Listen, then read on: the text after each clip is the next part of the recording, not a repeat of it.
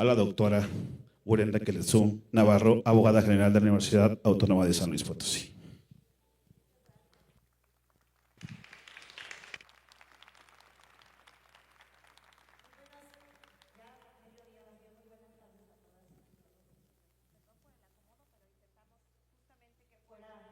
Lo más horizontal posible, porque se trata justamente de hacer un diálogo con Rita, a quien le agradecemos mucho su presencia el día de hoy en nuestra universidad, concretamente en este espacio que, como bien lo dialogamos en su momento, pues es un espacio simbólico para la universidad. Quisiera presentarles brevemente quién es la doctora Rita Segato, porque me parece que en ese sentido no se puede obviar la trayectoria distinguida de quien nos acompaña, para en un primer momento compartirles una breve semblanza de su trayectoria, de su perfil, de lo que ha hecho invaluablemente. Ahorita platicábamos también que no solo en el ámbito de las aportaciones, reflexiones a la teoría de género y al pensamiento feminista, sino también como antropóloga, como una investigadora muy significativa a nivel latinoamericano. Y posteriormente contarles un poco de cómo se da este diálogo y cederle el uso de la voz a quienes participaron en la convocatoria para poder dialogar directamente con la doctora. ¿Quién es Rita Segato? Es una de las intelectuales argentinas con mayor reconocimiento a nivel internacional.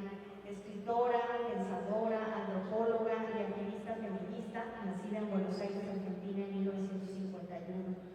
Profesora de Antropología y Bioética de la Cátedra UNESCO de la Universidad de Brasilia y gran estudiosa de las violencias, particularmente los feminicidios.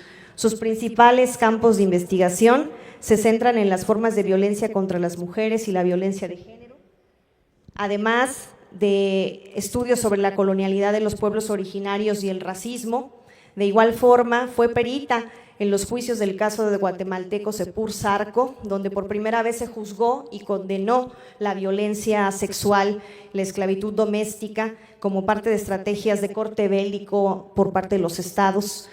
Participó activamente durante los movimientos de las madres y periodistas de desaparecidas y feminicidios sistemáticos en Ciudad Juárez, México. Actuó como experta del eje violencia misógina del Tribunal de los Derechos de las Mujeres de Viena, organizado en Murgarik Gabe, y un consorcio de 22 organizaciones en Bilbao en 2013. De igual forma, fue jueza del Tribunal Permanente de los Pueblos para el capítulo de México en la audiencia celebrada en Chihuahua sobre crímenes contra las mujeres en 2014. Actuó como jueza del Tribunal de Justicia y Defensa de los Derechos de las Mujeres durante el Foro Social Panamazónico en la Amazonia peruana. Elaboró un diagnóstico para la Policía Nacional Civil de El Salvador sobre crímenes de género. Y finalmente, y no menos importante también, desde luego su currículum es muy extenso, prestó declaración testimonial ante el Tribunal Oral de lo Criminal en el juicio de lesa humanidad por hechos cometidos en Escobar, Campana y Zárate, provincia de Buenos Aires, en los años de 1976, y ese testimonio fue en 2019.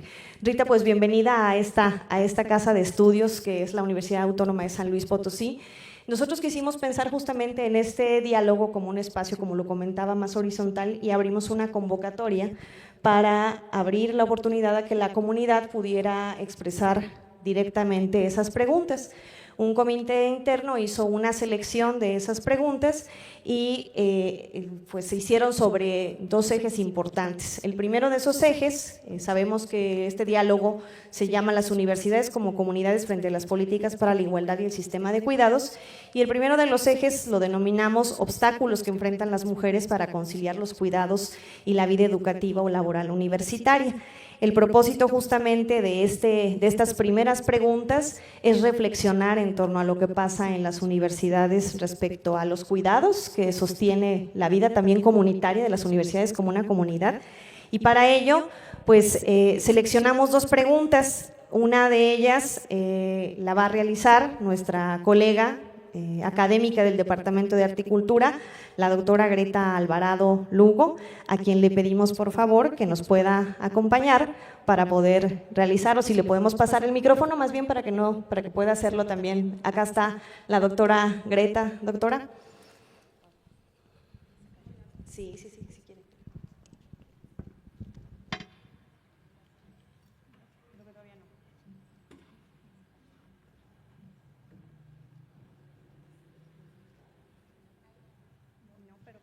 darte creo que sí, a ver, no.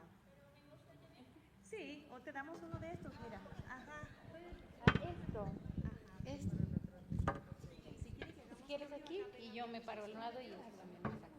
Sí, sí, sí. Y así quedo yo también. Ah, muy bien, nos parece perfecto. ¿Ahí? Sí, Ya, donde ahora sí. tú quieras.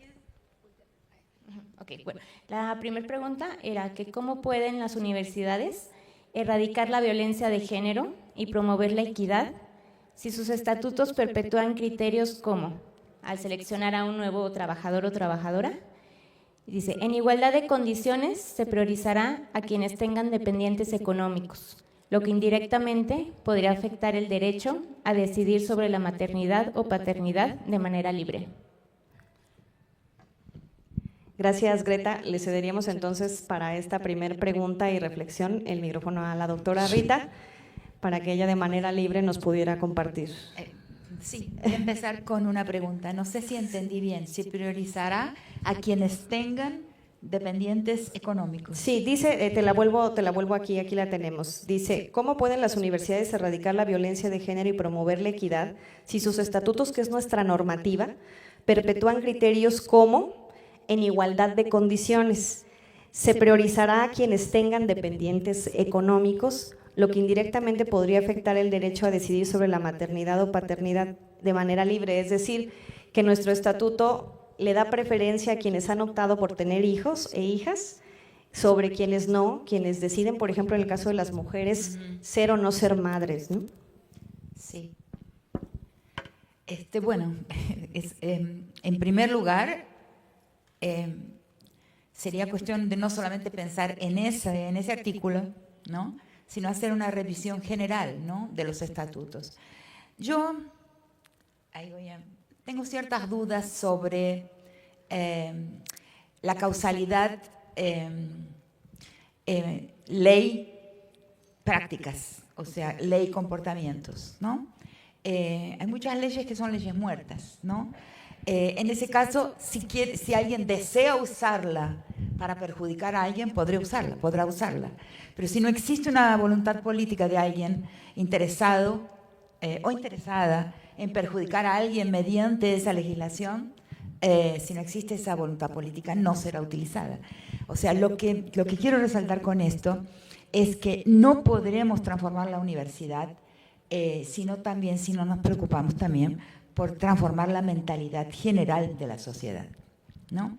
Entonces, el tema es ese, ¿no?, para mí, cómo transformar esa mentalidad. Entonces, sí, hay un feedback, o sea, la universidad tiene un efecto retrógrado de enseñar y transformar, sí hay la voluntad política de hacerlo.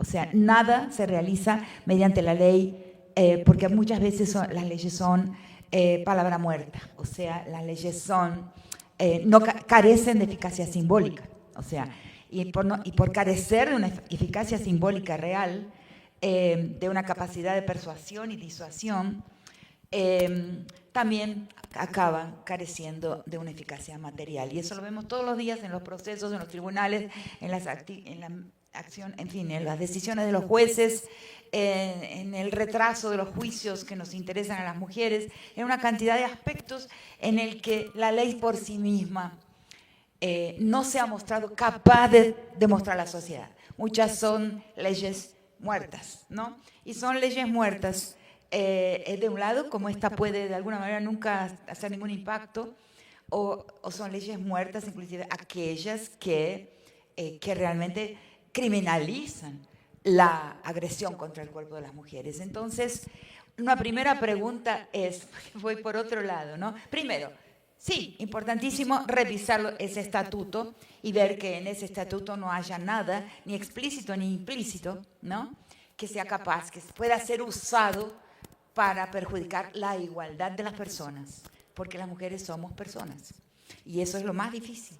Lo más difícil es hacer que nosotras, las mujeres, seamos percibidas como plenas personas.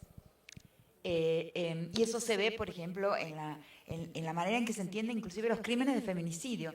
Siempre el crimen contra la mujer, siempre, y quizás en las otras preguntas podré expandirme sobre esto, que es muy mi tema, siempre los crímenes de la mujer, aunque se encuentre, por ejemplo, en El Salvador, un cuerpo de mujer, o mismo en Ciudad Juárez, y ahora pienso que México se juarizó, ¿no? Que hay una juarización, una fronterización, ¿no?, de la nación mexicana, que conozco muy bien y a la que vengo desde hace muchísimo tiempo. Desde los 19 años vengo a este país 1 o 2 veces por año, o sea, lo conozco profundamente por diversas razones que son familiares y también de trabajo. Entonces, sí, una ley, sí, un cuerpo de mujer se encuentra despedazado en la calle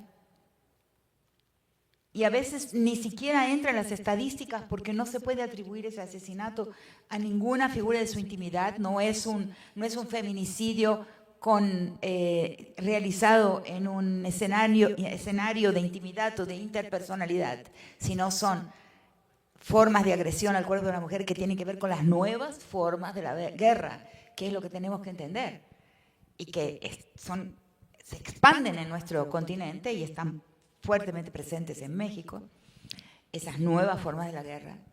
Entonces, aún así, ese asesinato, esa tortura sexual a ese cuerpo, siempre en nuestra equivocada mentalidad, en nuestra equivocada manera de entender y sentir las agresiones contra las mujeres, siempre será empujado al campo de lo privado y de lo íntimo.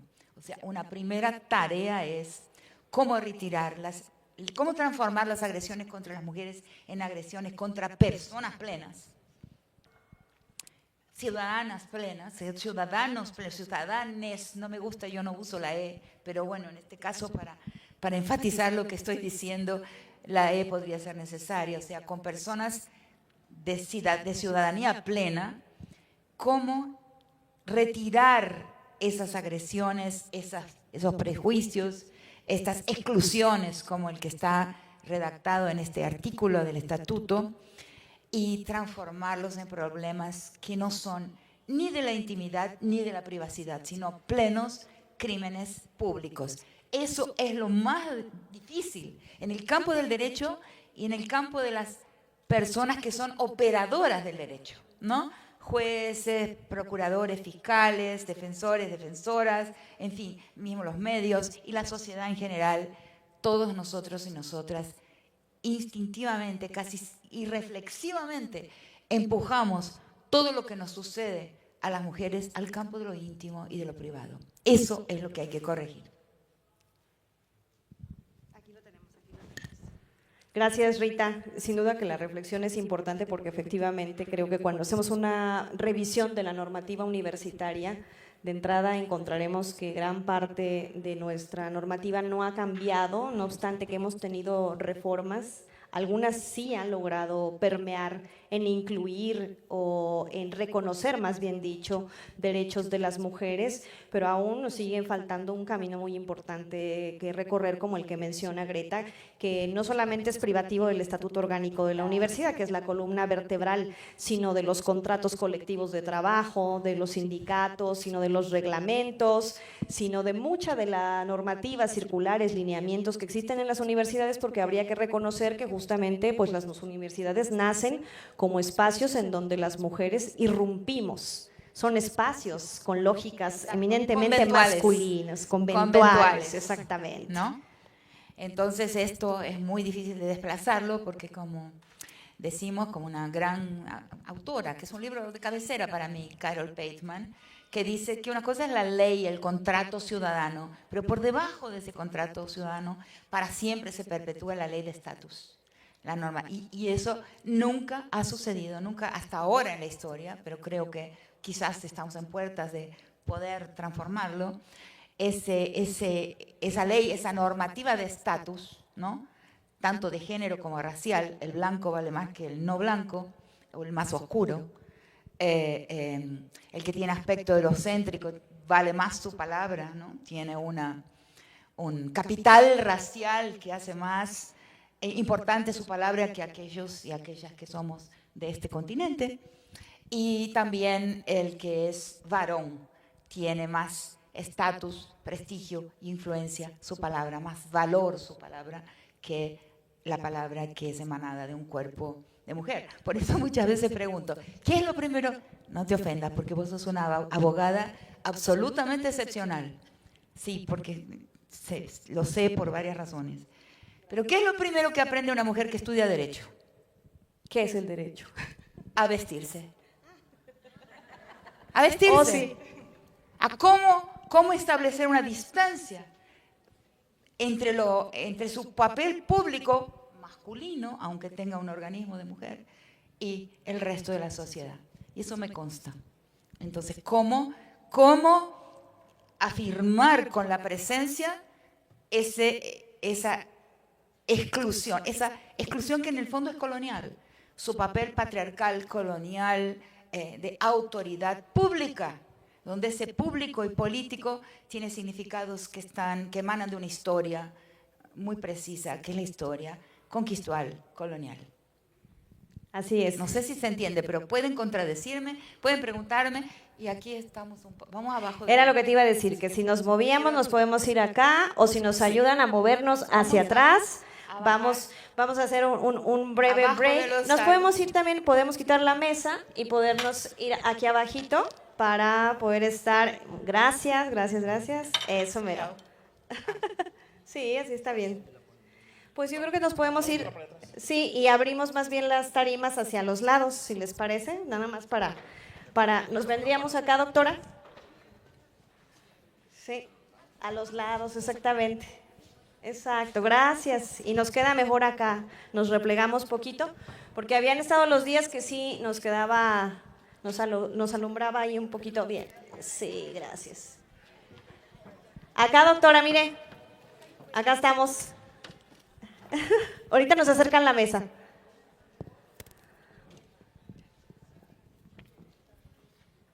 Gracias. Bueno, como todo aquí es en vivo, la utilería y todo, pues así estamos cambiantes. Muchas gracias chicos, gracias. En ese mismo tenor, para seguir la línea también discursiva, gran parte de esto que decimos, de la misma forma que las universidades nacen siendo conventuales, que como ya la doctora explicaba también, las violencias que ocurren o que nos ocurren a las mujeres se repliegan a los espacios privados. A hablar en las universidades, particularmente hoy en día que son universidades públicas, de la tarea de los cuidados históricamente asignado, aunque el género es histórico y las relaciones de género cambian. Desde luego que en ese sentido sabemos también que históricamente la tarea de los cuidados se nos ha relegado a las mujeres. Y frente a eso el mundo, concretamente en el caso mexicano, está discutiendo, Rita, constitucionalizar el sistema de cuidados. Y la universidad no va a ser ajena a eso. ¿Qué significan los cuidados para entenderlo mejor? Pues todas las tareas que las mujeres realizamos una vez que salimos de trabajar. Cuidar personas que no necesariamente son nuestras hijas o hijos, sino cuidamos personas con discapacidad, cuidamos adultos mayores, realizamos tareas del hogar, realizamos la comida, lavamos ropa, todo eso son los cuidados. Y los espacios laborales están generalmente construidos para hacer que las mujeres tengamos que decidir, pareciera, entre la construcción de una trayectoria profesional y el desplazamiento de esos cuidados hacia otras mujeres, si es que optamos por la primera, o sencillamente no acceder a la segunda, que es el desarrollo de la trayectoria profesional. En consecuencia, la siguiente pregunta, que está a cargo de Beatriz Araya Aguilera Gallegos, que es la defensora adjunta de promoción y difusión de la Defensoría de los Derechos Universitarios, justamente trata sobre ese tema y le pediríamos que se acerque para que te la pueda formular. ¿Puedo situar un poco el contexto desde el que planteó mi pregunta? Buen día. Bueno, pues muy buenas tardes. Mi nombre es Betty Aguilera. Ya me hizo favor de presentar a la doctora Urenda. Trabajo en la Defensoría de Derechos Universitarios. También soy docente de la Facultad de Derecho. Pero antes que ello, también soy orgullosamente hija de una docente de primaria jubilada con 63 años y ambas tenemos enfermedades crónicas degenerativas. De ahí esta pregunta que quisiera hacerle, doctora. ¿Qué medidas deberían implementar las universidades para apoyarnos a las mujeres en conciliar nuestras responsabilidades de cuidado con nuestra vida educativa y o laboral? ¿Y cuál es el camino para su implementación? Casi nada, ¿no? Ya con eso nos ayuda. Porque no es exactamente mi tema, ¿no? Pero, claro, yo trabajo con violencia, ¿no? Pero también en mi libro Las estructuras elementales de la violencia hay un capítulo que se llama La argamasa jerárquica. Y ese nombre, la argamasa jerárquica, se refiere a las violencias psicológicas y morales. Y digo, sin ellas, la sociedad en que vivimos cambia completamente. O sea, es lo que mantiene, la argamasa, ¿no? Lo que mantiene en pie el edificio de las formas de opresión, discriminación, y eso en la universidad y en todas partes, es invisible. Es, digo, la argamasa jerárquica, que es patriarcal, ¿no? Que mantiene el edificio de las jerarquías en pie, es indoloro, es incoloro e indoloro. Ya no lo sentimos, porque es el aire que respiramos. Si eso desmorona, la historia cambia. Y evidentemente la universidad es un lugar donde podemos tomar, quizás, porque nos dedicamos a pensar, quizás no todo el mundo, pero muchas de las personas que estamos aquí nos dedicamos a pensar, y es un lugar donde se puede percibir mejor cómo es el efecto de esa argamasa jerárquica en nuestra vida. Entonces, yo pienso que la docencia en todos sus niveles es un espacio de cuidado. Enseñar es cuidar. Ahora, atención.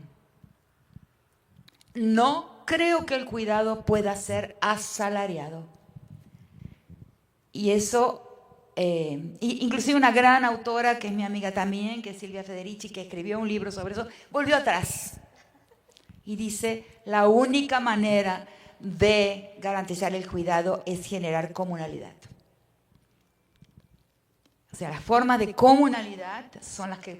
Porque no se puede, o sea, lo que se puede asalariar es nuestro trabajo, las horas de clase, las horas de orientación, las horas que tardamos en corregir ensayos de nuestros estudiantes, en leer sus tesis, o sea, 24 horas al día.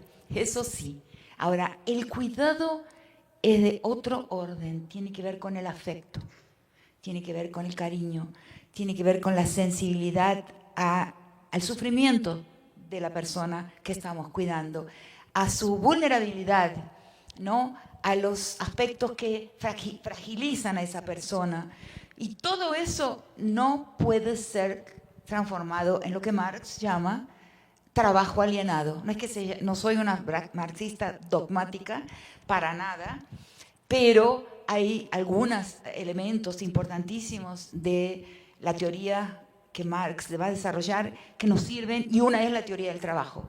Para Marx existe el trabajo real, por ejemplo, el cuidar es un trabajo real, y existe el trabajo asalariado, que es alienado, porque para el trabajo asalariado necesitamos comprar un cuerpo, comprar horas de la disponibilidad de ese cuerpo.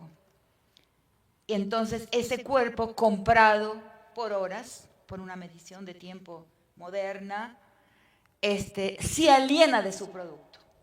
Y yo creo en eso, creo que eso es verdad y es real. Entonces, yo el cuidado,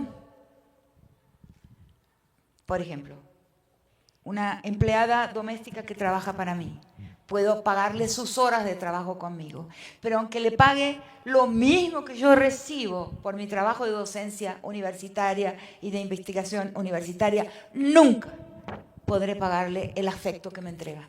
El afecto no se compra ni se vende.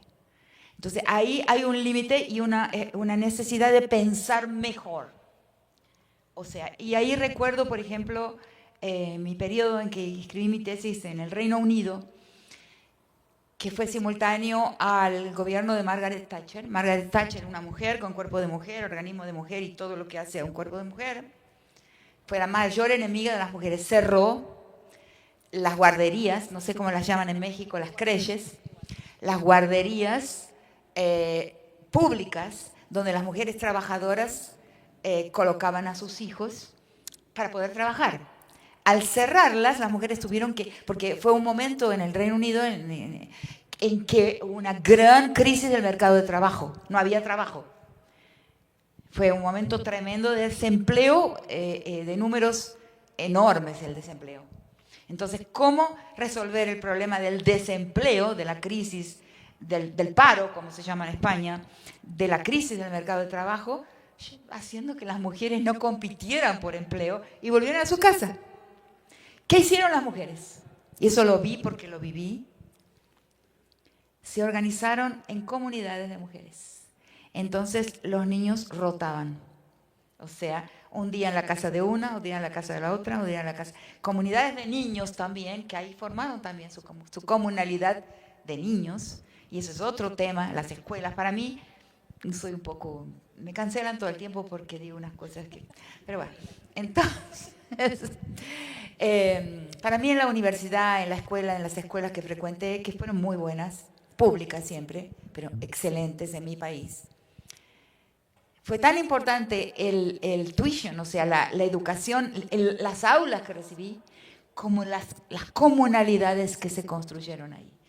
O sea, los lazos vinculares entre los que estábamos juntos en las clases. Las dos cosas tienen igual importancia. Y el cuidado de esa comunalidad, de esa vincularidad, de lo que se crea en la sala de aula entre los pares, que son los alumnos, es también una tarea, dije en portugués que mezcla, es también una tarea del docente. Recomendar que los estudiantes presten atención a los vínculos que están generando y que tendrán que ser de por vida entre aquellos que son del mismo palo, entre aquellos que tienen la misma piel ética, entre aquellos que tienen la misma sensibilidad ética que luego se va a transformar en una sensibilidad política. Los otros, siempre hay disputas y hay separaciones porque tenemos diferentes pieles éticas, ¿no? Pero aquellos que son del mismo palo, como le llamamos en mi país, por ejemplo, hace 60 años que terminé mi escuela secundaria y mantenemos un vínculo, una conversación, aunque no sea de cuerpo presente, pero es una conversación permanente. Eso es muy importante y también el docente tiene que darse cuenta de eso y tiene que promover eso, ¿no? Entonces, lo que estaba diciendo antes, no me olvido, ¿qué era? Justamente que la educación se vincula con el cuidado, con el... Claro. Entonces, pues se puede pagar las horas de clase, se puede pagar todo esto que mencioné, la lista de lo que mencioné antes, pero ese ojo cuidador, ¿no? Que las mujeres lo tenemos más porque viene de nuestra historia. Hoy yo creo que hombre y mujer, mejor dicho, no hombre y mujer, femenino y masculino son dos historias diferentes. Una historia que transcurre en un espacio, la de lo masculino, y una historia que transcurre en otro espacio, lo de femenino. Pero cuidado, no son cuerpos, porque en la antropología más tradicional, más clásica, ¿no? Ya tanto francesa como inglesa como británica, ya ha mostrado que la transitividad de género, o sea, cómo transita lo masculino y lo femenino por cuerpos que después del proceso colonial moderno ya quedó enyesado y determinado biológicamente, pero antes la transitividad de género existió por mucho tiempo en la historia. Por eso de repente vi los otros días un documental que cae como un buen ejemplo de esto, que encontraron un gran entierro de un guerrero vikingo. Y cuando lo van a exhumar y analizar, los huesos son de hembra de la especie. Pero era un guerrero vikingo. O sea, esa transitividad, quien la cancela es el proceso de conquista y colonización. Fue abierta, no había una biologización de lo femenino y de lo masculino como se vuelve después en cruzamiento con el naturalismo primero y después la ciencia biológica. Ahí viene la naturalización o el determinismo biológico, que es uno de los grandes descubrimientos, una de las grandes luchas iniciales de los feminismos, la crítica al determinismo biológico, ¿no? Entonces, ese cuidado es de una historia de lo femenino. No quiere decir que no existan hombres que no pueden participar de ese cuidado y a veces ser más cuidadosos y más compasivos que alguien que porta como Margaret Thatcher o Condoleezza Rice, ¿eh?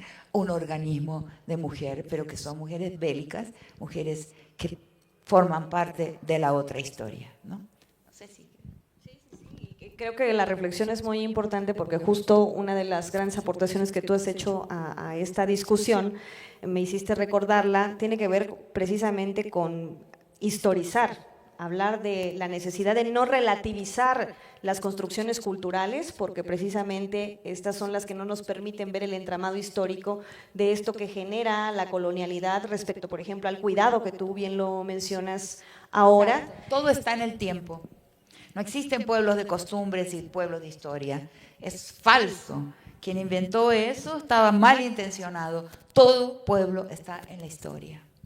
Y creo que en ese sentido justamente nos ayudas en la reflexión porque la universidad, voy a citar aquí a mi gran amigo el licenciado Cepeda, el maestro Cepeda, le llamamos a esta universidad nuestra casa común, porque efectivamente es nuestra casa común. Pasamos aquí, yo siempre le digo a las personas que conviven en el espacio laboral conmigo, pasamos más de la mitad de nuestra vida en este espacio, conviviendo con las mismas personas todos los días, y construimos esas relaciones, como tú bien lo dices, de afecto, de tensión, de distensión, de conflicto, como todo espacio comunitario. El tema justamente central que pone el tema de los cuidados en el centro, justo eso que tú también has dicho, cuando ponemos el tema de las violencias de género en las universidades también en el centro, pues también estamos hablando de esa comunidad que en su estructura es patriarcal, es masculina, pero que construye comunidad. Y que creo que de ahí gran parte del desmontar, si entendemos esto que tú nos compartes, de que cuidados es igual, o no igual, pero sí su corolario es cuidados, es construcción de comunalidad.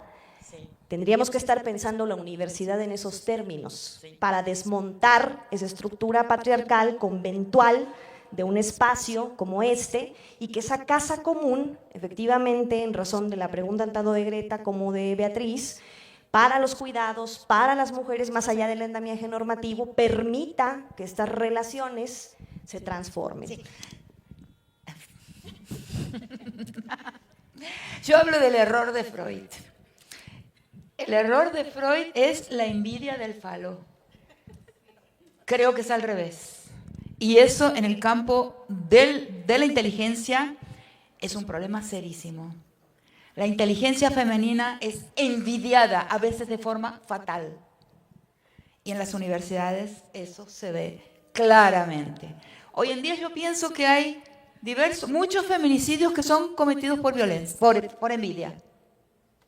Y hay muchas mujeres entre nosotras, entre las académicas que estamos ahí, que es posible que perdimos inclusive nuestros afectos conyugales, maritales, porque nuestros cónyuges no soportaron nuestra inteligencia. Eso es, yo hablo mucho, no está escrito todavía, pero debería haber un volumen dedicado a eso. Entonces la universidad es un lugar donde claramente los hombres envidian la imaginación intelectual y la libertad de pensar e imaginar de las mujeres. Entonces hay que prestar atención en eso aquí. Entonces se mueve el piso y se derrumban muchas posiciones femeninas, también por esa razón.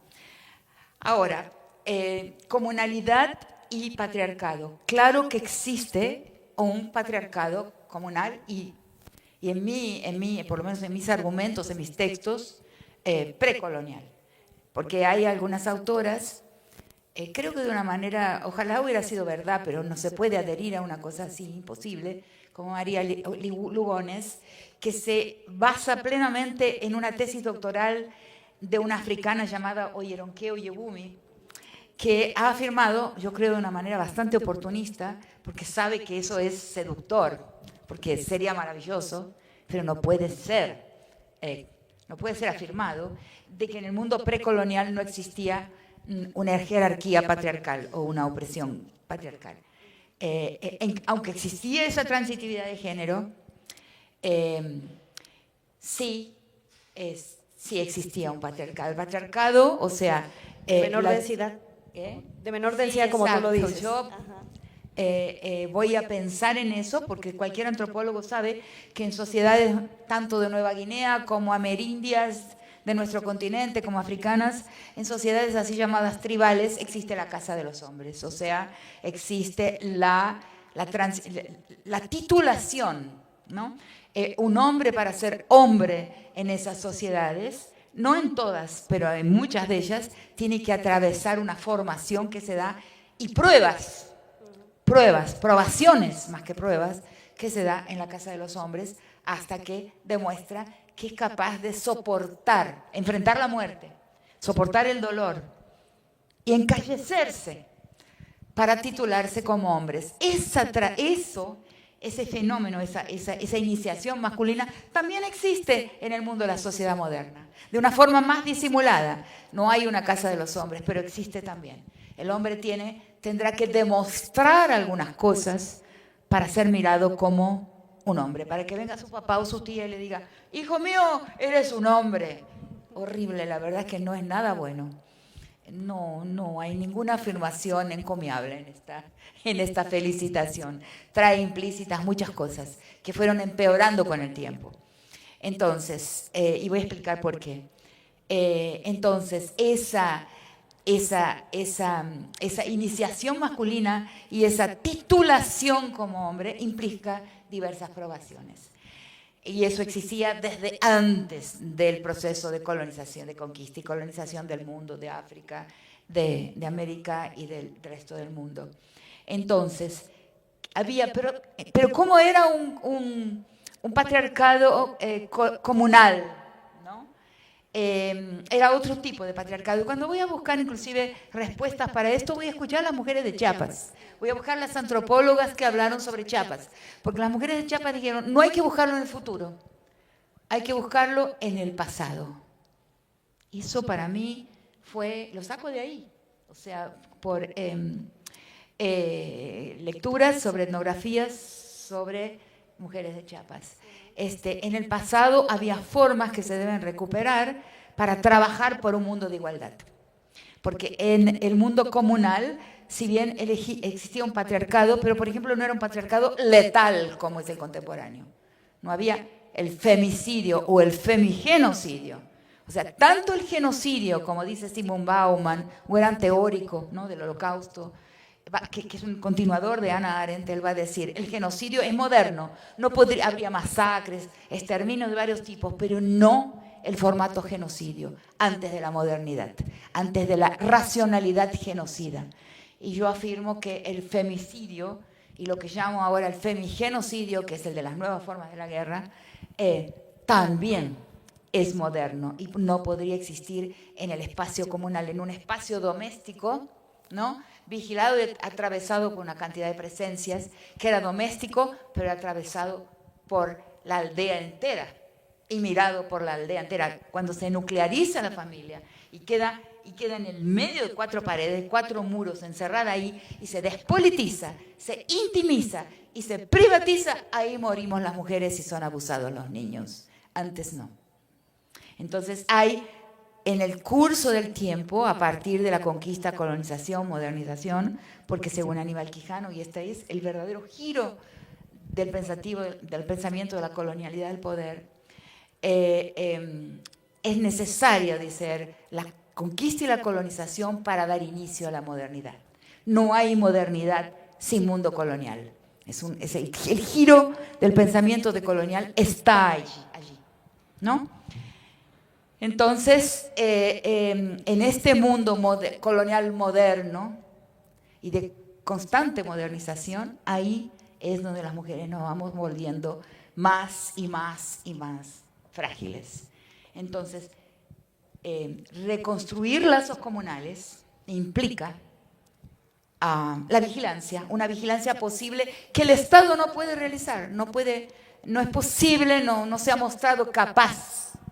No se ha demostrado capaz de vigilar y de cuidar de las mujeres. O sea, hemos luchado mucho, hemos pasado leyes, una y otra, pero no decrece. La agresión no decrece, ¿no?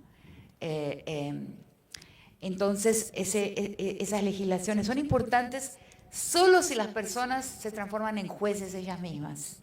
O sea, si disuaden, persuaden y hacen que cada ser humano sea un juez de su entorno comunal. Para eso sirve la ley en mi experiencia, ¿no? Trabajé muchos años acompañando lo que es en Brasil la Fundación Nacional do Índio, que es la institución estatal que lleva a cabo las políticas de Estado para los pueblos indígenas, todas las políticas de Estado, FUNAI.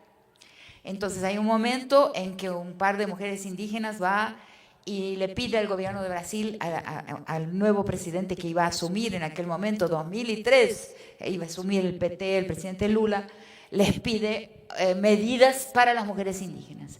Y me pidieron entonces que dé el taller de conceptos de género, conceptos de derechos humanos, conceptos de derechos humanos de los pueblos indígenas y derechos humanos de las mujeres y derechos humanos de las mujeres indígenas. Una variedad de cosas que no son las mismas. Entonces tuve que obligadamente pensar así junto con ellas. Entonces,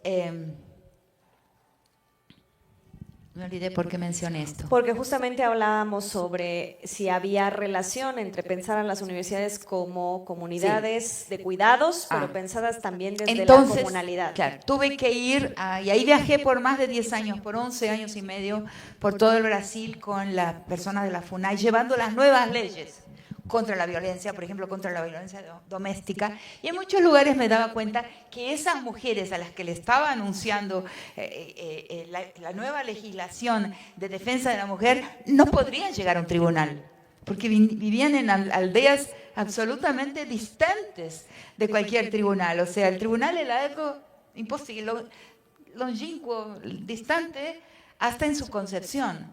Pero ¿por qué era importante contarles las leyes? Para informar que existía un discurso que decía lo que se puede y lo que no se puede hacer.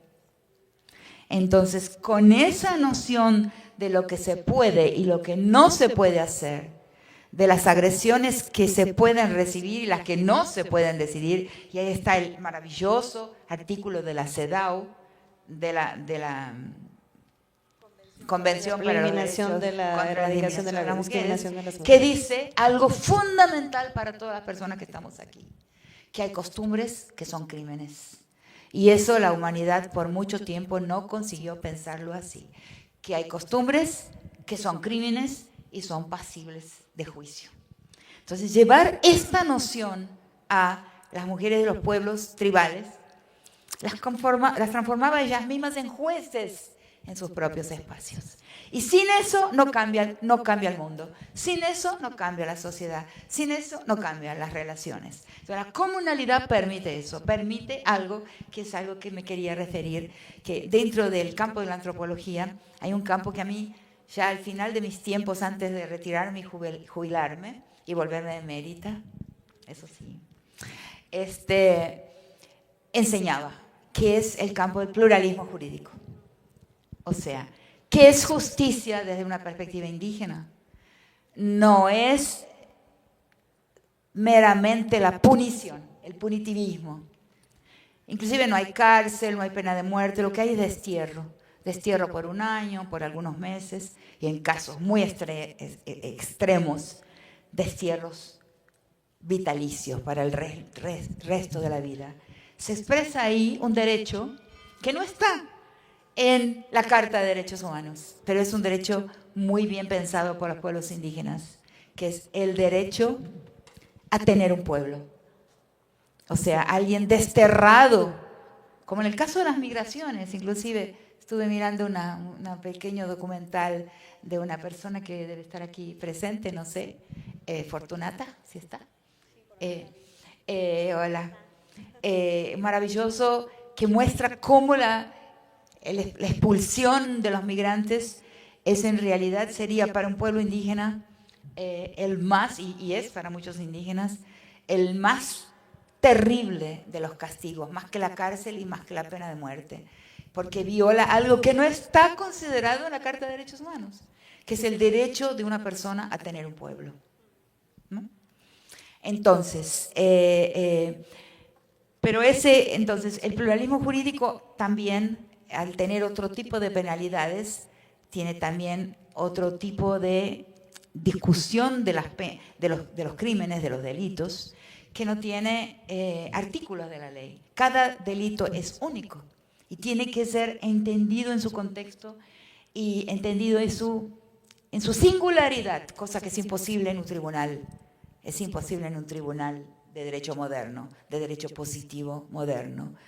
Y también su objetivo no es la pena, no está por detrás de ese derecho a la ley del talión, sino la cura de una herida comunal. Yo creo, y lo he propuesto en algunos lugares, por ejemplo, en lugares donde la violencia interna en las universidades, la violencia de género, las agresiones de género, los abusos, los acosos, inclusive las violaciones de profesores con relación a alumnas, por ejemplo, en la Pontificia Universidad Católica de Lima, del Perú. Hay casos absolutamente aberrantes. En mi propia universidad hubo un suicidio de una estudiante de Derecho porque su profesor la acosó durante todo el periodo en que fue alumna y después le cerró las puertas en el campo laboral. Ella dejó una carta escrita, se fue a un parque natural, a un parque, ¿cómo se llama? A una reserva de Brasil, y se mató. O sea, eso existe en las universidades en diversos grados, grados mayores, grados menores, pero en algunos casos aclavan con la muerte o el exilio permanente del estudiante, como en el caso de la Pontificia Universidad Católica del Perú, que se fue del país para siempre. Una estudiante que fue con ayuda de sus colegas, era la mejor alumna, con ayuda de sus colegas de Derecho, la drogaron y el profesor la violó, la llevó a su casa y la violó. De Derecho. Eso dice mucho, ¿no? Dice mucho. Entonces, el ojo como la reconstrucción, como la aplicación de formas de proceso, de justo proceso. La aplicación de formas de cómo se juzga cada delito como único también. Porque también yo, al mismo tiempo que digo esto, me opongo con toda la fuerza de mis palabras a los linchamientos sumarios. Y existen linchamientos sumarios. O sea, es necesario elaborar comunalmente, o sea, en un espacio como una universidad o mismo como en un colegio, la magnitud de esa comunidad que convive aquí tiene una magnitud que es comunalizable. Y se podría aplicar en los espacios educativos algunos de los principios fundamentales del derecho no moderno, ¿no?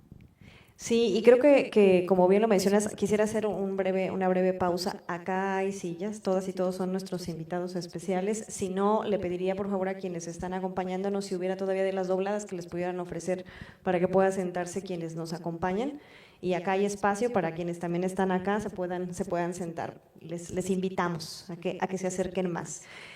Y retomaría el hilo conductor de lo que tú acabas de mencionar, Rita, para insertarnos en el segundo eje justamente de la discusión que propusimos a la comunidad y abrir el espacio a las siguientes dos preguntas, porque tú comentabas que no sirve de mucho, aunque tenemos avances evidentemente legislativos o de políticas institucionales, que son ahora el siguiente tema que abordaremos, el de las políticas para la igualdad en las instituciones, si estas no tienen la capacidad de persuadir y disuadir, es decir, si no llegan más allá del discurso del derecho, que quienes lo hemos estudiado críticamente sabemos que si no se le da un uso alternativo a ese derecho, difícilmente tiene la potestad de transformar la realidad de esas comunidades. Y a veces se genera mucha expectativa sobre los mecanismos de derecho. Nosotros lo vemos en las instituciones de educación superior, en donde se crean espacios de atención a las violencias que ocurren en las universidades, pero operan con el derecho y el derecho tiene muchas limitaciones, tiene una racionalidad patriarcal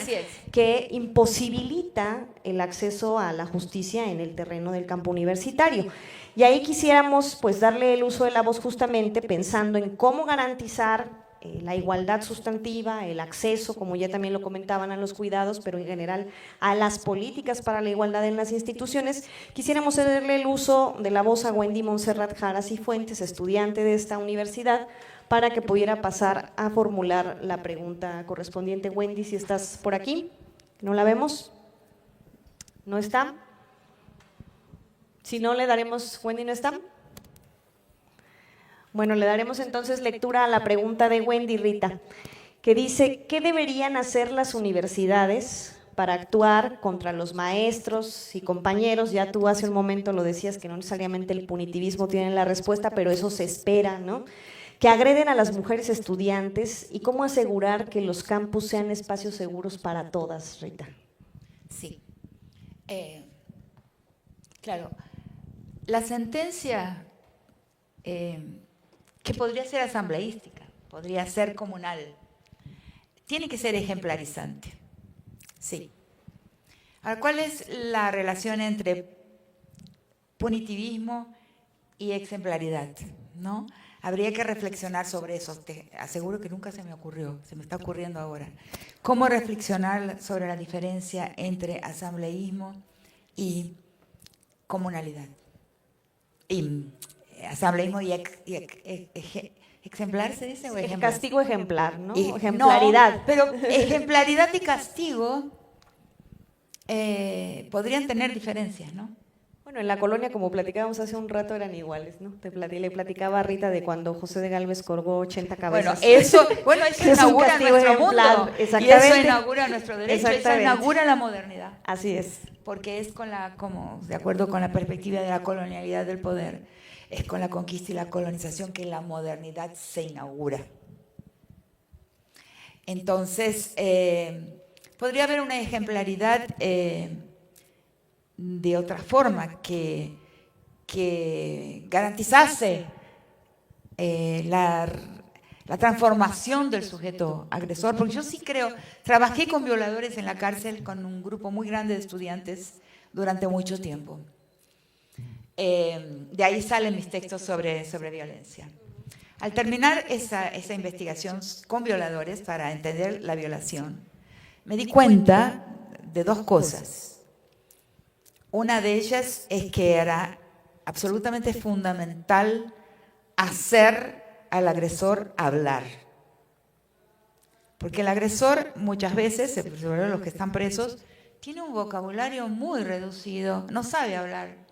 Y quien no sabe hablar no sabe entender lo que es la responsabilidad. Porque la responsabilidad jurídica no, es esa de que te corten la cabeza, es punitivista.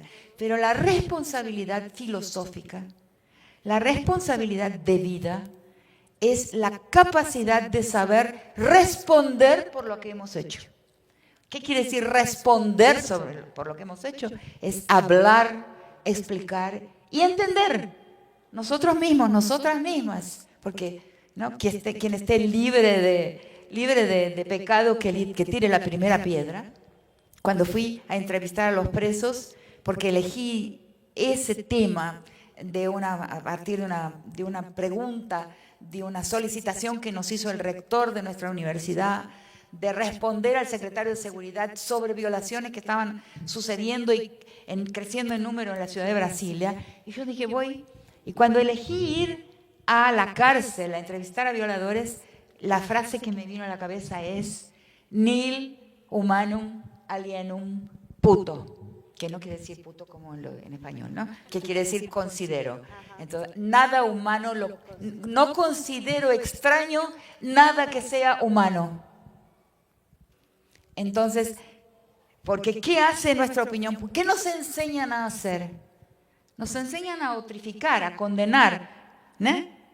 A alienar al otro de nuestra propia realidad. Y no, lo que hay que hacer constantemente es traer al otro, por más extraño que nos pueda parecer, que nos enseñen que sea, ¿no? A nuestro propio universo. Todo humano es propio del mismo universo. Todo delito, todos somos capaces de los mismos delitos. Básicamente es esto, ¿no? Entonces, ahí se puede comprender y entonces la cuestión de la responsabilidad surge de otra manera. Y eso es lo que queríamos en la cárcel, que la persona respondiera para que pudiéramos entender qué es una violación. Porque les aseguro, después de años de estudiar el tema, que la violación es el delito más opaco y más difícil de entender de todos. Pensemos en Atenco, ¿no? 5 policías violan casi hasta la muerte a una señora de 72 años. No es el deseo sexual que los lleva a hacerlo. Y en ninguna violación es el deseo sexual, es el deseo de dominación, ¿no? De control sobre los cuerpos, que sí hay un gozo, pero es un gozo narcísico de los hombres. El hombre que quiere verse en el espejo del yo puedo, que es la esencia de la masculinidad. Entonces, la segunda que aprendí, primero, dar palabras para que la persona pueda volverse responsable, es decir, pueda responder por lo que ha hecho. Y segundo, es entender la masculinidad, que es algo no fácil, y a eso me dediqué mucho tiempo. Después me di cuenta que todos mis estudios son feministas, pero la verdad son estudios de la masculinidad. Sin entender el poder, no cambiamos el mundo. Y los estudios de la masculinidad son no otra cosa, estudios de la forma más basal, más fundamental del poder, en una estructura de poder que se replica todo el tiempo en las otras formas de poder. Racial, empresarial, económico, imperial, todas las otras formas de poder son réplicas de ese cimiento de la desigualdad y de la opresión. Entonces creo que, ¿por qué vale eso para una universidad? Porque pienso que es posible, sí, trabajar comunalmente en una universidad para que muchos ojos miren lo que está sucediendo en mucha gente. Y hay otro tema que se suma a esto, que es el tema de la diferencia del significado de lo que es una norma.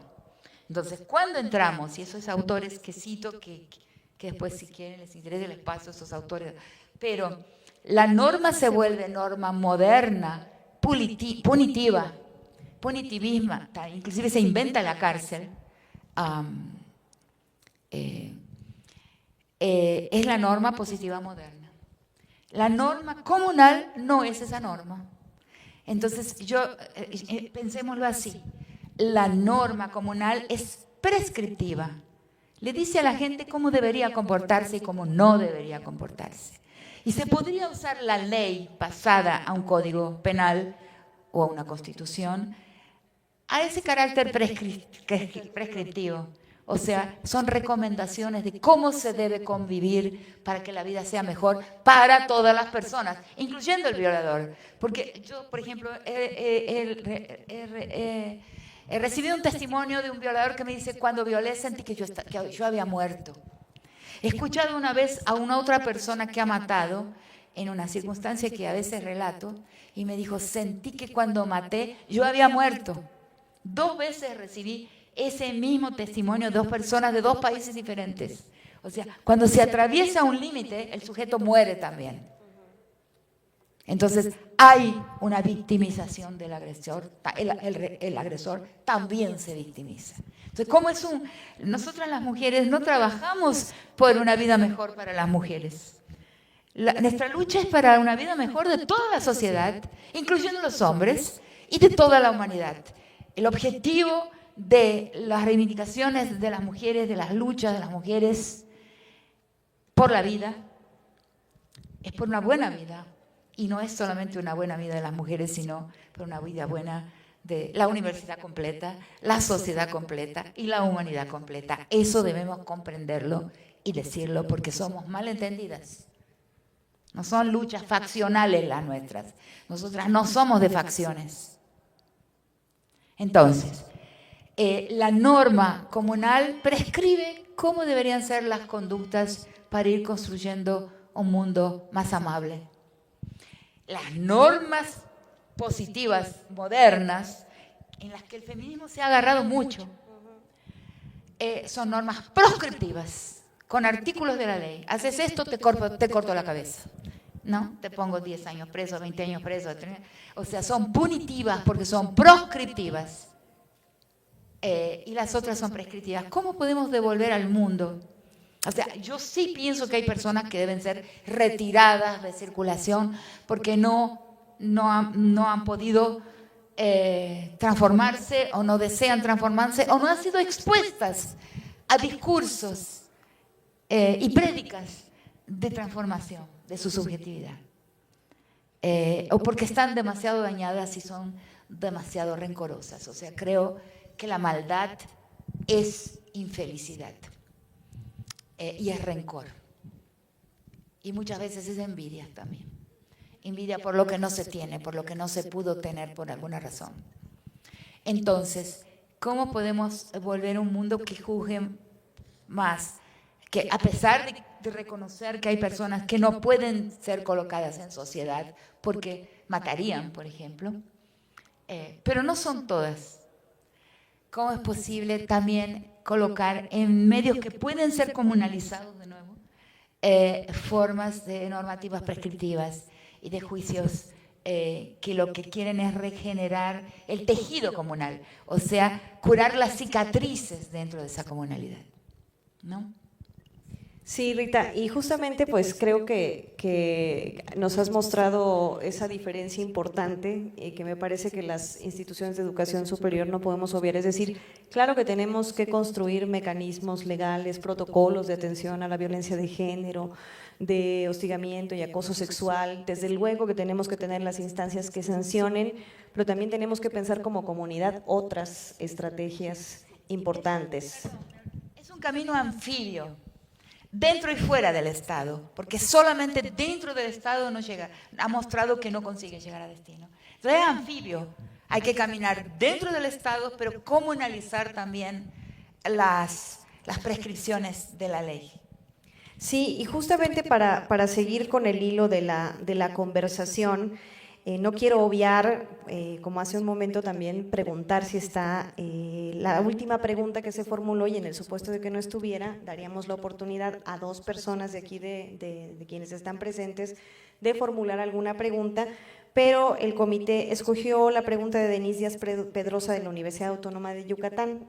Pregunto si está, pudiera estar de movilidad, o si la formuló solamente vía electrónica. Si no, voy a darle lectura a la pregunta y aprovecharíamos para abrir el espacio del diálogo a dos personas que quisieran también hacerle, recibiríamos las dos preguntas seguidas para Rita. Y leo la pregunta de Denise, que fue elegida por el comité, que dice: ¿qué otras acciones afirmativas, estrategias y medidas deberían de implementar las universidades para apoyarnos a las mujeres con nuestra vida educativa y o laboral? Es decir, efectivamente también en la comunidad de mujeres estudiantes no solamente se enfrenta el dilema que ya Beatriz nos compartía de quienes laboran en el espacio universitario, sino también jóvenes que, como tú también lo mencionabas, Rita, a veces tienen que abandonar la escuela, no continuar con sus trayectorias porque tuvieron un embarazo o porque tienen que hacerse cargo de algún tipo de cuidado. ¿Cómo poder conciliar? Ese también es como un tema toral que atraviesa a las mujeres jóvenes y que a veces las universidades pues poco pensamos en cómo sostener con redes a estas mujeres jóvenes que se les dificulta la continuidad y el término de sus carreras. Y sí, con ello abriríamos después a dos preguntas finales. La universidad debe tener una guardería. ¿La tiene? No. Tiene que tener una guardería amplia para varias edades, desde bebés. Eso es indispensable. Yo en mi Universidad de Brasilia teníamos una guardería. Y en la universidad donde hice mi doctorado y mi maestría tenía guardería para estudiantes de posgrado. Entonces, eso es primero. Segundo, comunalidad. El profesor y la institución deben predicar, deben promover la ayuda mutua, la amistad, la vincularidad entre sus estudiantes y profesores. Esto es lo segundo. Lo tercero, que es lo último para mí, tiempo. O sea, deben se ampliar los tiempos necesarios para la reproducción y el cuidado de los hijos e hijas. Son tres cosas. Nosotros quisiéramos compartirte justamente que en ese sentido una de las estrategias que hemos decidido implementar desde la Oficina de la Abogacía General es un protocolo de cuidados. Solo hay una universidad en el país que tiene uno de cuidados y de conciliación laboral, familiar, escolar. Entonces vamos a transitar como comunidad también en la construcción de eso, a revisar los contratos colectivos en ese sentido. Desde luego que nos vamos a encontrar con un camino lleno de resistencias, pero si no se emprende el proceso de transformación, difícilmente vamos a lograr que estas problemáticas que han enunciado ya a través de quienes estuvieron preguntando, pues se puedan poner en el centro y se puedan asumir. Quisiéramos entonces abrir para cerrar nuestra reflexión y nuestro diálogo a 2 preguntas adicionales a las primeras 2 personas que levanten la mano. Vamos a cederles el micro para poder expresar. Allá tenemos una y acá tenemos otra. Entonces serían estas 2 preguntas. Les vamos a poder pedir que si se pueden acercar, les van a acercar el micrófono allá, por favor.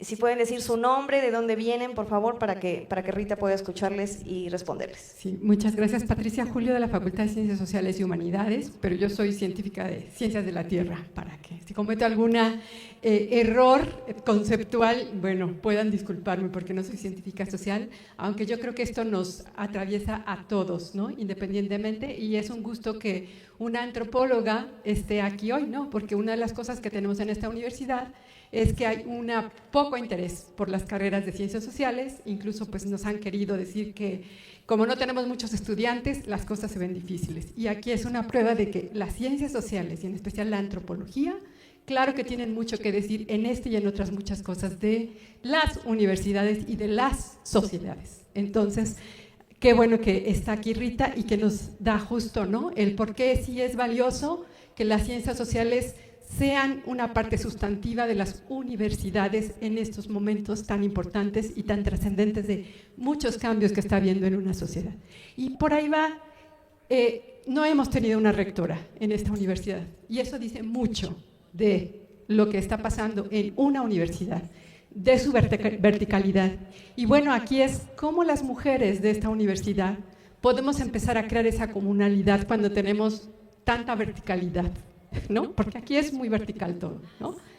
Entonces, bueno, y ya sé que estoy poniéndome aquí diciendo muchas cosas que después a lo mejor, pero es muy vertical, es muy patriarcal y hasta la fecha no tenemos. Muchos de los que forman parte del ¿cómo se llama?, del consejo, son hombres. Habría que ver cuántas mujeres tenemos en cuestiones de direcciones, en cuestiones de...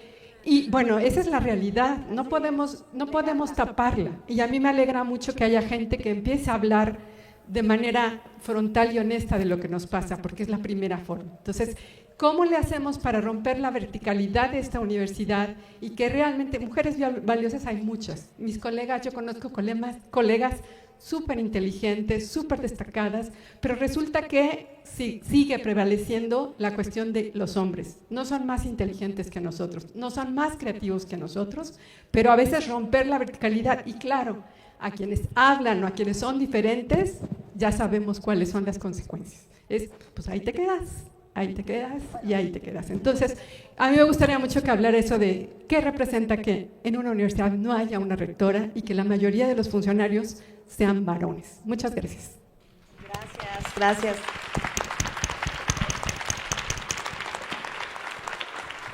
Adelante, Rita.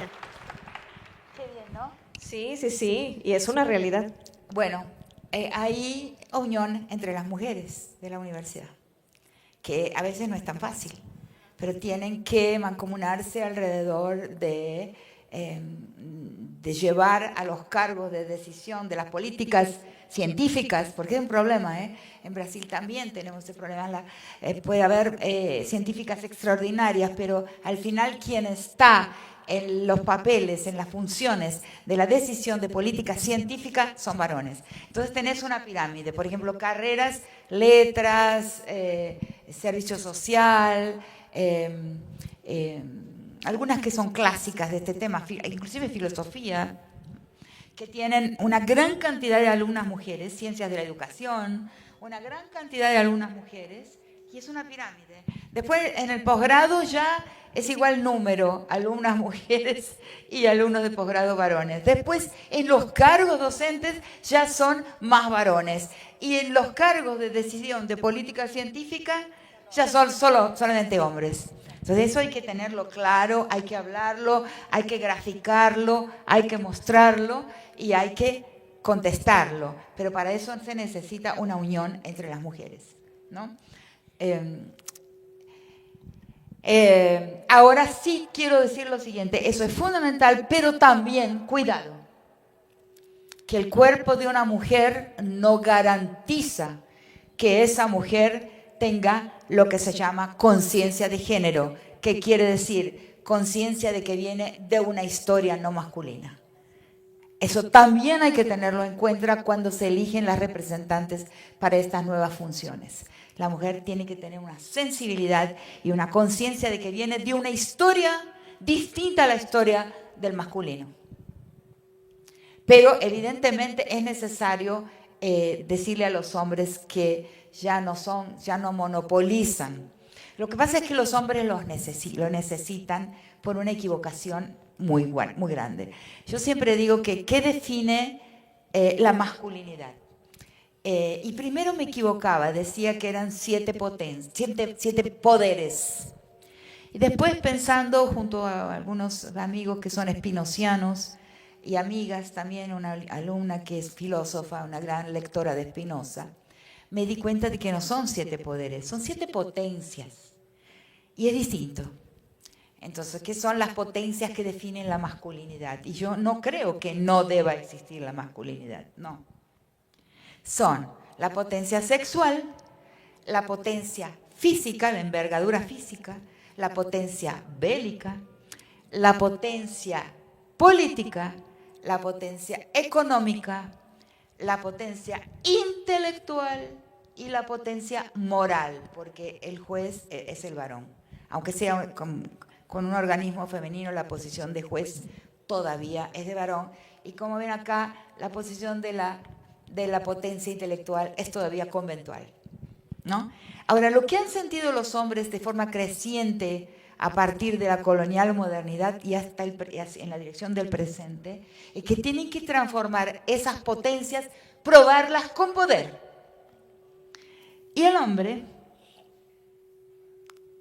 sobre todo en nuestro continente, y eso es muy importante decirlo, el hombre que es no blanco en nuestro continente, a partir del proceso conquistal colonial, ha sido emasculado por el proceso de la guerra conquistal, la guerra colonial, la colonización. Frente al blanco, frente al patrón, contra el vencedor de esa guerra, frente al europeo, frente al rosadito, se emascula, se curva, obedece. Porque la masculinidad es obediente, es dócil y es jerárquica. Y vuelve hacia los suyos y las suyas, y solo ahí puede reconstruir, restaurar su masculinidad perdida en ese proceso de subordinación permanente por su color, por su historia colonial y por las expropiaciones a que ha sido sometido y a las cuales ha tenido que curvarse. Entonces, ¿cómo se restaura? Volviéndose rector de una institución. O sea, es una de las formas, transformando su potencia intelectual y política en un poder. Si no lo demuestra como poder, no puede restaurar su posición masculina que le ha sido retirada, le ha sido emasculada por el proceso conquistal, colonial, empresarial, que están profundamente ligados entre sí. ¿Se entiende? Entonces, hay que hablarlo. Yo creo en los nombres, creo en el análisis, creo en que el análisis y el discurso transforma el mundo. Este es incluso, te diría yo, un espacio simbólico, Rita. Este es el edificio de poder de la universidad. Todas y todos que estamos aquí sabemos que este es el espacio de poder. Entonces, enunciar, como decía la doctora Julio, esa matriz, que incluso habría que decir, esa estructura estructurante. De que el hombre está en nuestro mundo, en nuestro continente, en nuestros paisajes, en una posición bisagra, le llamo yo. Frente al blanco, por ponerle un nombre al empresario, al patrón, al conquistador, al opresor de varias formas, él se curva porque la masculinidad es obediente. Nosotras las mujeres competimos todo el tiempo porque no hay mujer alfa. No hay mujer alfa. La feminidad no es obediente. Sí, podemos hasta fingir de obedecer, pero no, ya desde Eva, ¿no? Eva desobedeció, ¿sí? Entonces, ¿no? Pero no hay no hay pirámides en nuestro mundo, las pirámides son masculinas. Entonces, ese ser que obedece al que venció, obedece al vencedor, ¿no? Al tío más rico, al tío más inteligente, el padre va a decir, no, viene el tío tal, ¿no? Porque baja la cabeza, vuelve hacia sus mujeres y sus hijos, y a su mundo, a su comunidad y a su familia, a dar palos, a colocarse en la posición de dominio, de rector, el que sabe, el que puede, el que es fuerte, el que da.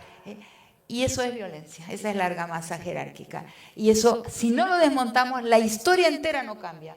No reencaminamos la historia hacia un horizonte más benigno para todas las personas, mujeres y hombres. Eso pienso, ¿no? Bueno. Gracias, Rita. Teníamos acá una última intervención. ¿Habías levantado tú la mano, por favor? ¿Te pasan el micrófono? ¿Por acá te lo pasan? Por favor, tu nombre. Si eres de aquí de la universidad, dinos también de dónde vienes, como la doctora Julio. Hola, doctora. Mi nombre es Diana González Rey, soy historiadora. Pues, básicamente, quiero darle las gracias, no solo por sus palabras, sino por su obra. Pero tengo muchas dudas que no he podido, pues he sido seguidora de su obra hace mucho tiempo. Y me han surgido muchas dudas que no se han podido solucionar en ese tiempo y que tiene que ver con ese entendimiento del otro, ¿no? Esto no es tan sencillo, incluso entre académicas, ¿no? Y me atrevo a decir que la academia no solo es violenta, sino también promueve la misoginia, ¿sí?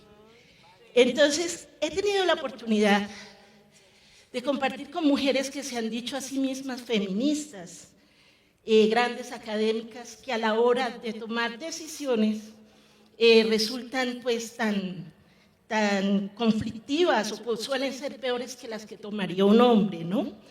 Y lo peor que me parece a mí es que no podemos leer los casos cercanos, ¿no?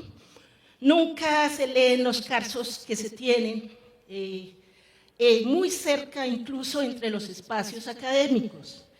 Entonces, quiero preguntarle, sobre todo por esas académicas jóvenes que están peleando por la inclusión, y en mi caso, como migrante, ¿cuál es la receta, tal vez, que usted nos daría para enseñar desde la pedagogía y desde la educación que la misoginia no solo lastima, sino que también nos mata a nosotras, entre las mujeres? Gracias.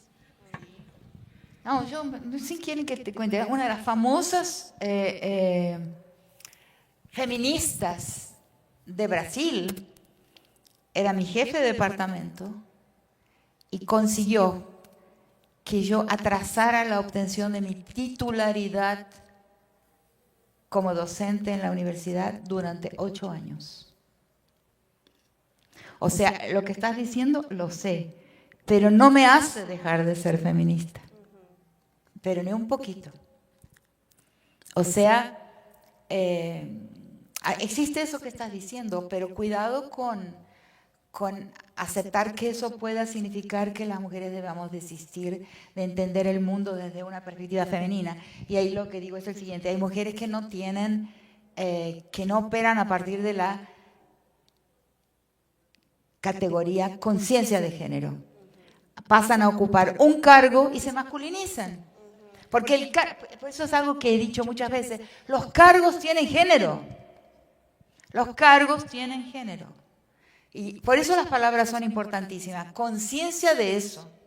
Conciencia de que un cargo de juez, de jefe de departamento, de rector, que puede ser un cuerpo de mujer, tiene género y es un peligro para esa persona que lo va a ejercer si esa persona no tiene plena conciencia de género. Está ahí, es así que para mí ese tema se trata de esa manera. Gracias, Rita. Pues nosotros quisiéramos seguir extendiendo la posibilidad de dialogar, más bien creo que a todas y a todos nos sacuden tus palabras, porque justamente lo decía yo hace un momento, aquí hay estructuras muy antiguas, muy antiguas. No solo el edificio, te contaba hace un momento, cumplió 400 años de existir, sino que las estructuras que atraviesan a esta universidad también tienen una amplia data, ¿no? Tienen una larga, muy amplia, larga duración. Y la ruptura la han generado las estudiantes, hay que enunciarlo también desde la gran perspectiva que hay que poner en el centro. Esta universidad se ha transformado por el avance de las estudiantes, por la ruptura de esas voces que se alimentan, como bien tú lo decías, del lado de la estructura jerárquica institucional, es decir, más allá de lo que la institución hace y de que quienes hemos sido profesoras o estamos ahora justo en la administración, pues no debemos de perder de vista. Y que cuando alguna de nosotras ocupa esos espacios pueda reflexionar, Rita, que está aquí porque está gracias a otras que hicieron, porque una esté aquí. Nadie de nosotras nos podemos nombrar en la estructura de la universidad sin la lucha de las otras. Y creo que eso es muy importante entenderlo en una institución en la que, como te han podido compartir, los temas de las mujeres, los temas de género son residuales y no se han puesto en el centro incluso de ese poder, de esa disputa de poder, porque efectivamente la disputa de poder se vuelve masculina. Y aquí hay muchas historias, muchas de nosotras podemos contar cómo la disputa del poder ha aniquilado las posibilidades de crecimiento de muchas, ha menguado las trayectorias escolares de otras, ha generado pues incluso afectaciones a nivel de su familia, a muchos niveles, ¿no? Hay quienes han tenido que abandonar cargos, aquí también lo digo, forzadas a abandonar cargos, ¿no? Hay quienes han recibido mucha violencia por ocupar cargos, o hay quienes reciben violencia todavía hoy en día por estar en aulas, justamente porque, como bien te lo han dicho, pues siguen siendo espacios que no son seguros, ¿no? Y creo que la parte justamente de escucharte, de discutir contigo, de oírte en esta reflexión en voz alta, porque tú lo dijiste hace un momento, es muy importante poner la palabra en el centro y enunciar, como ya lo han dicho, esto que no se enuncia, lo que parece que es ininteligible, pero que sabemos que está ahí, que es esa estructura estructurante de la vida universitaria, y transformarla.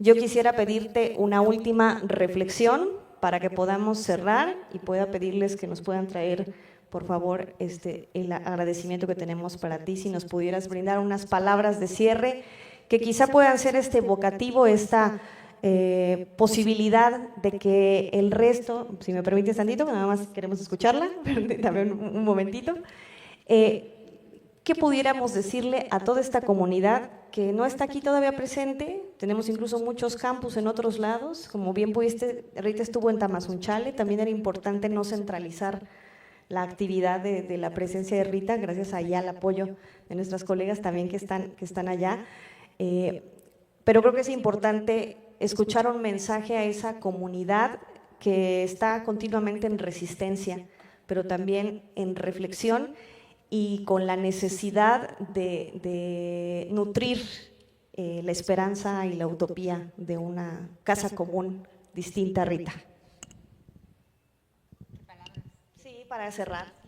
No, yo les diría que hay una experiencia aquí compartida por muchas de las personas que están presentes o por todas, pero que esa experiencia se transforma en una herramienta importante de transformación del mundo cuando se nombra. Tiene que haber una reflexividad permanente y compartida, o sea, compartida y de producción de nombres y de identificación de en qué consiste esa argamasa jerárquica que se vive en la institución, cómo está diseñada, arquitectada,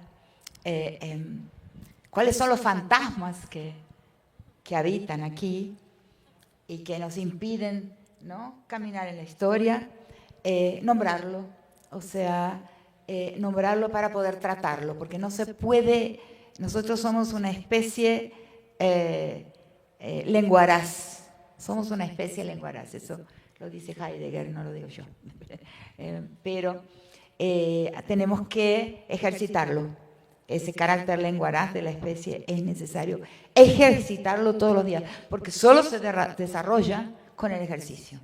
Entonces, al nombrar, al desvendar cómo piensa, cómo lee el mundo, qué intenciones tiene, a dónde se dirige el poder, que en esto que hemos tratado, en este tema, el poder es un poder masculino, ¿no? Que se erige y que se conduce a esas posiciones en que va a decidir sobre la política científica, sobre la política universitaria, descubrirlo y nombrarlo, a mí me parece un camino fundamental. Portugués, desvendarlo. ¿Cómo se dice desvendar en español? ¿O es español? Sí, desvendar lo que es la argamasa jerárquica, o sea, las prácticas de todos los días, porque la historia se transforma, se reencamina a otra dirección, con los pies en el suelo, paso a paso, cuerpo a cuerpo, cara a cara y con cada acto que hacemos. Muchas gracias, Rita, te agradecemos mucho. Ahora sí, muchas gracias, gracias por la espera. Vamos a entregarte un reconocimiento del que vamos a dar lectura, si me permites, nada más tantito, y un regalito, si se lo entregas, por favor.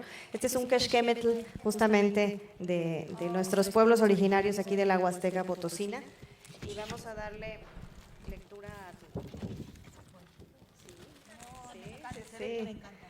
Sí, bueno, en la Huasteca le llaman quexquemetl, pero es como un poncho, exactamente. Y le damos lectura a Rita. La Universidad Autónoma de San Luis Potosí, a través de la Oficina de la Abogacía General, otorga en la presente constancia a la doctora Rita Laura Segato por impartir este conversatorio Las universidades como comunidades frente a las políticas para la igualdad en nuestro edificio central de la Universidad Autónoma de San Luis Potosí. Muchas gracias, Rita. Muchas gracias por tus palabras. Y muchas gracias a todas y todos ustedes, a quienes nos acompañaron aquí de manera presencial y de manera remota. Sin duda para nuestra universidad, creo que todo el mundo sabemos, es un honor que Rita esté pisando nuestra casa de estudios, nuestra máxima casa de estudios, pero sobre todo que nos dejes palabras de aliento para continuar transformándola. Muchas gracias a todas y todos. Gracias. La Universidad Autónoma de San Luis Potosí y la Oficina de la Abogacía General agradece su presencia y participación en el diálogo con Rita Segato. Les deseamos muy buenas tardes.